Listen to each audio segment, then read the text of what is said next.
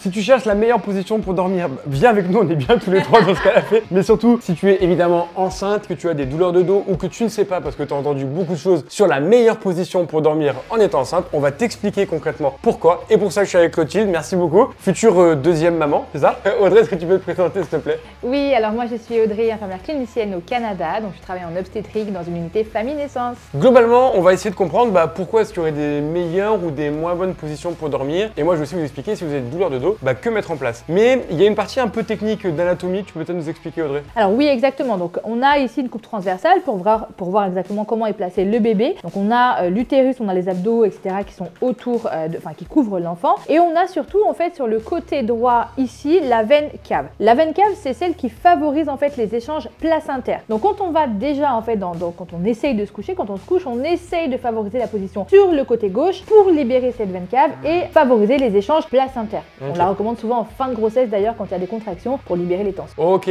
et donc c'est pour ça qu'on peut avoir des femmes enceintes qui ont des inconforts, voire même des problèmes un peu de vertige, etc. Je crois que c'est un nom, l'effet Posero, si je dis pas de bêtises, qui en gros est, en fait vous avez juste une artère qui est comprimée ou une veine et donc vous avez plus les échanges nécessaires et ça vous crée ces sensations. Exactement, finalement c'est un signal d'appel pour la maman, c'est vraiment un signal de attention, là on n'est pas sur une position adéquate et optimale pour bébé, donc change de position. Okay. C'est un peu des signaux d'appel. Et il y a aussi moi j'ai des patientes qui ont des reflux quand elles sont en position allongée, c'est un peu à cause du bébé aussi une fois encore? Exactement, finalement le bébé en fait il est dans le liquide. Fou le bordel ce gosse. Les gens qui rigolent, vous êtes tous des fils de pute un peu comme lui. Donc il est baigné dans le liquide amniotique, donc il flotte ici, et quand vous êtes dans la position allongée, qu'est-ce qui se passe quand on est dans l'eau? On a tendance à remonter. Donc il va remonter en fait, il va appuyer ici sur la cage thoracique où finalement le système digestif est enfermé et donc ça peut causer effectivement des reflux et des difficultés digestives, surtout des inconforts digestifs chez la maman. Donc encore une fois, la position allongée peut ne pas être confortable chez certaines mamans. Donc de toute façon, ça on en parlera beaucoup dans la vidéo. L'idée de toute façon c'est toujours de tester déjà, mais de manière générale d'expérience et avec cette point un peu d'anatomie, allongé sur le dos c'est pas dingue, donc plutôt semi-assise, c'est ça? Ou alors allongé sur le côté gauche. Moi j'insiste beaucoup sur le côté confortable pour vous en fait. Donc semi-assise, des fois on met des coussins, on surélève un petit peu sa tête, le haut du dos on le surélève un petit peu pour finalement libérer un peu cette cage thoracique et faire descendre un petit peu bébé. Et sur le côté gauche effectivement le bébé va se loger encore une fois sur le côté et on va surtout libérer cette veine cave. En tant qu'infirmière c'est un petit peu ce qu'on va conseiller. On est moins sur la mobilité j'imagine que tu vas aborder. Toi Clotilde, dans ta grossesse en ce moment c'est un truc que tu ressens ou pas spécialement? Oui. Et du coup, tu dors dans quelle position?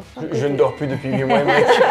Sur le côté, sur le côté pas gauche. forcément le gauche. Et le droit te fait du bien? Ouais. Et t'as pas ces sensations-là? Non. Donc ça, c'est un point, évidemment, la différence entre la théorie et la pratique. En théorie, c'est mieux, mais si vous vous sentez bien, vous pouvez quand même y aller. Donc testez, mais maintenant, vous saurez pourquoi on entend dire il faut absolument dormir sur le côté gauche et n'ayez pas peur. D'ailleurs, on peut dormir sur le ventre ou pas? Alors oui, on peut dormir sur le ventre. Clotilde, une démonstration. Bon, là, c'est peut-être un peu avancé, j'imagine, pour la grossesse. Bébé est dans l'eau. Donc en fait, quoi qu'il arrive, il va trouver de la place, il va bouger, il va se mettre là où il a de la place. Et il y a une chose que je dis souvent, c'est que on ne s'inquiète pas parce que si cette position n'est pas confortable pour bébé, croyez-moi, il va vraiment vous faire savoir. On n'a pas peur en fait de se coucher.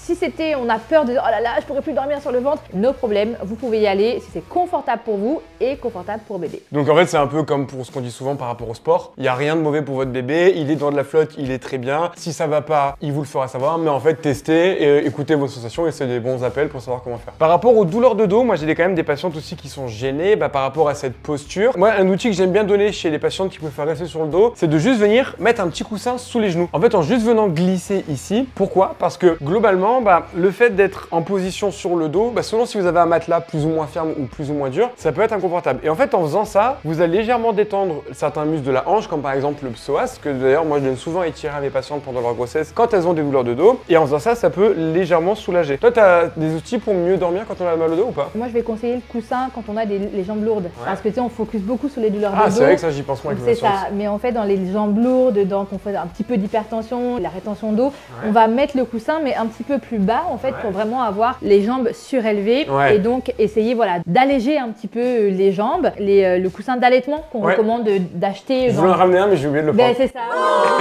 conseillé parce que c'est lui dont on va se servir pour essayer d'avoir la meilleure position possible pour dormir. Par rapport donc à la position du coussin, il y a deux éléments. Soit plutôt la technique Emmerich qui va plutôt jouer sur les douleurs de dos. Donc en fait, vous avez juste une flexion au niveau de votre hanche. Et ensuite, il y a les plis qui sont plus bas. Soit on veut vraiment le côté vasculaire circulatoire. Et ça, c'est plus moi un outil que je donne après une entorse du ligament croisé. Mais apparemment, ça marche aussi chez les femmes enceintes. En fait, c'est plutôt d'avoir les jambes surélevées. Donc là, juste je vais te la tenir parce que là, le coussin en réalité, tu me dis je me trompe, mais il est pas assez épais. C'est ça, exactement. Il faut que je parle moins vite. Et le pied au-dessus du genou et le genou au-dessus de la hanche. Pourquoi? Parce que vous avez les creux poplités et la zone de l'aine qui sont des grosses zones circulatoires. Et donc de venir surélever l'un par rapport à l'autre, c'est simple, c'est la gravité va vous permettre, lorsque vous avez les jambes un peu lourdes ou gonflées à cause de la grossesse, de mieux évacuer. J'ai une question pour toi, Emmerich. J'ai beaucoup de patientes, moi, qui se plaignent aussi de pubalgie, de douleurs vraiment, souvent deuxième, troisième grossesse, elles sont très laxes et du coup ont mal vraiment à ce niveau-là. Oui. Est-ce que la position tailleur, c'est quelque chose qu'elles peuvent mettre sur le dos puis légèrement les jambes en tailleur? Oui, alors tout à fait. La pubalgie, en fait, si elle est sensible pendant la grossesse, c'est très simple. C'est une fois encore cette fameuse relaxine qui est en train d'ouvrir la symphyse pubienne pour laisser un peu plus de place au niveau du bébé. La symphyse pubienne, en fait, c'est les deux os du bassin qui se rejoignent avec un petit ménisque ou un petit disque en plein milieu et donc ça bouge. Et donc là, globalement, en effet, de venir ouvrir les jambes l'une par rapport à l'autre, ça va venir étirer. En fait,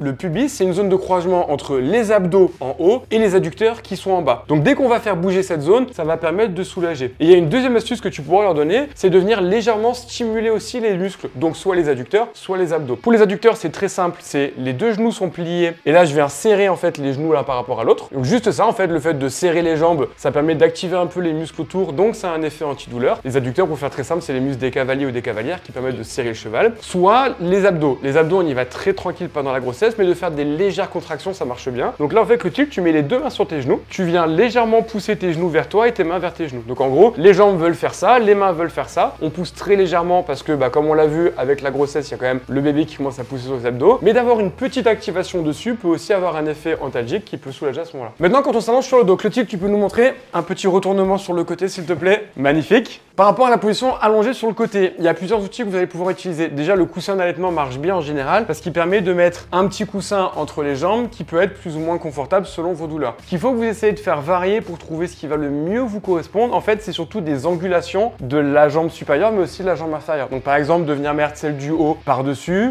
ou plutôt en dessous. Une fois encore, il n'y a pas de parfaite posture. En fait, quand vous faites ça, qu'est-ce que vous faites? Vous êtes juste en train de venir faire de la biomécanique et bouger votre bas du dos. Certaines enceintes seront mieux avec beaucoup de flexion et donc n'hésitez pas à beaucoup plier. D'autres seront mieux plutôt en position droite et d'autres seront mieux avec la jambe opposée beaucoup plus pliée. Donc n'hésitez pas, franchement, je sais pas ce que tu en penses, mais pour moi, en grossesse, l'un des trucs les plus intéressants, c'est d'avoir une montagne de coussins pour vous créer vraiment une sorte de forteresse pour ne plus bouger. S'il faut en caler un dans le dos, vous le calez dans le dos. Autant d'habitude, si vous avez des douleurs de dos, je serais le premier à vous dire ne cherchez pas à modifier, cherchez le problème. Mais là, en fait, vous avez juste un enfant qui est en train de se développer. Laissez-le tranquille, le pauvre. Et vous, essayez de vous adapter autour de ça. C'est un petit peu ça. Puis finalement, tu sais, je fais le parallèle vite sur la suite. En fait, c'est un petit peu ça. Quand un enfant arrive dans notre vie, c'est un peu ce qu'on fait. On s'adapte autour de lui. On commence dès la grossesse. Et effectivement, les coussins de corps, les différents coussins. Alors, du coup, au Canada, on a des milliers de coussins dans les lits. C'est du coup la déco. Mais les coussins de corps aussi sont très intéressants. Vraiment d'aller, nous, c'est ce qu'on conseille aussi. Vraiment d'à mettre son long coussin de corps qui fait tout le dos ici, qui remonte ici. Et à titre perso, parce que j'ai aussi 3 enfants, j'ai eu 3 accouchements, c'est